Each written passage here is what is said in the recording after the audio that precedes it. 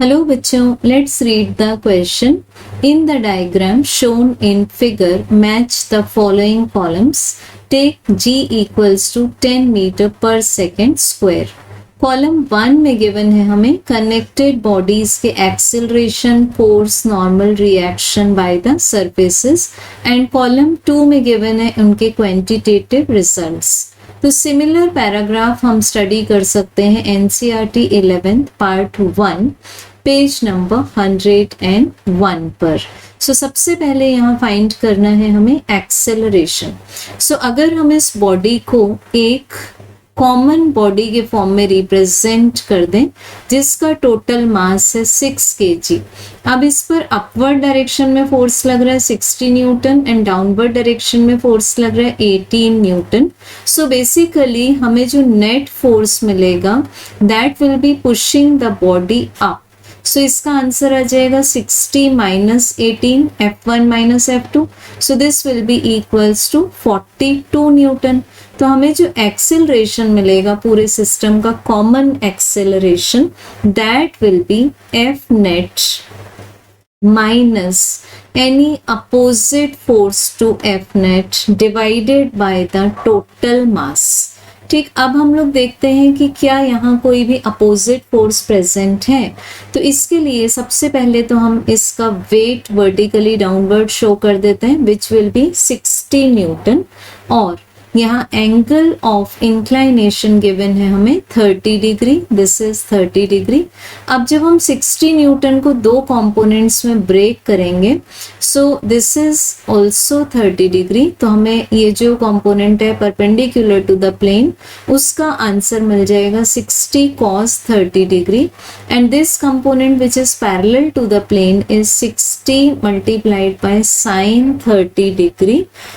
यहाँ से हमें ये मिल जाता है एक अपोजिट फोर्स। तो 60 sin 30 डिग्री का आंसर होगा 60 multiplied by half, it means 30 in newton. अब हम इसको पुट कर सकते हैं 42 minus 30 divided by the total mass is 6 kg। तो हमें एक्सेलरेशन का आंसर मिल जाता है 2 मीटर पर second square which is the SI unit.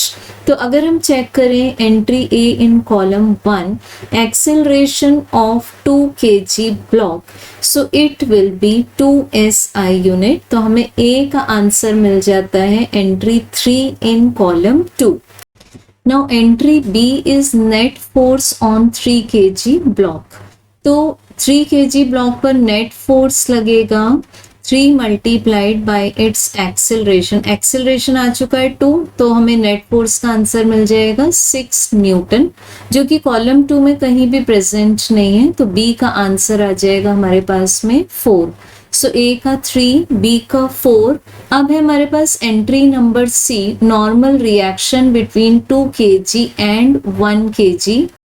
तो इसके लिए हम चेक करेंगे कि मान लेते हैं 1 kg पर रिएक्शन फोर्स लग रहा है R1 जो कि एक्सर्ट कर रहा है 2 kg ब्लॉक। अब 1 kg ब्लॉक के लिए जो नेट फोर्स होगा that will be 1 multiplied by A and it is in the upward direction.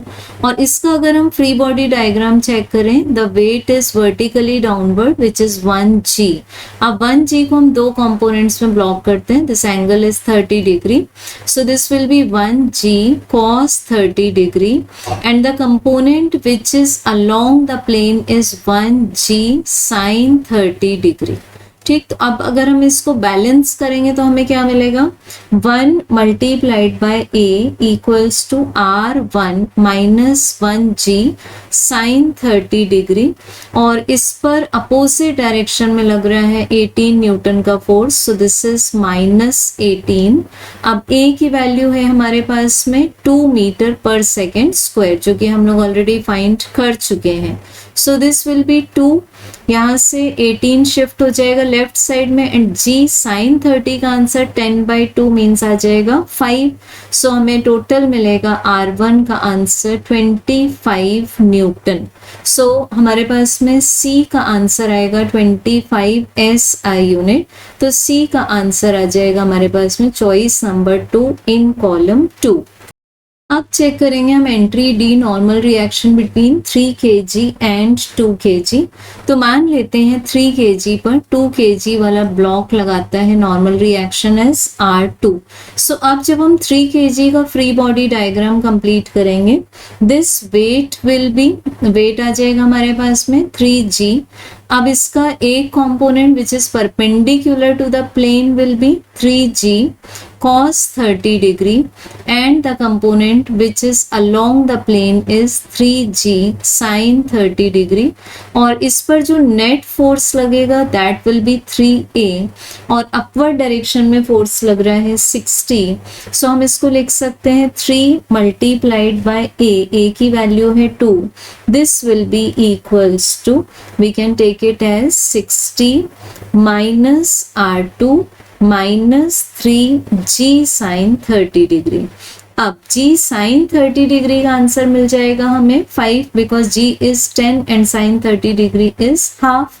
सो हमें R2 का आंसर मिल जाएगा यहाँ से सॉल्व करने के बाद 60 minus 15 minus 6 which is equals to 39 newton, जो कि किसी भी चॉइस में प्रेजेंट नहीं है। तो हमें D का आंसर मिल जाएगा 4। सो हम इस ऑर्डर को जब चेक करेंगे 3 4 2 4, so we get correct answer as option 4। Thank you.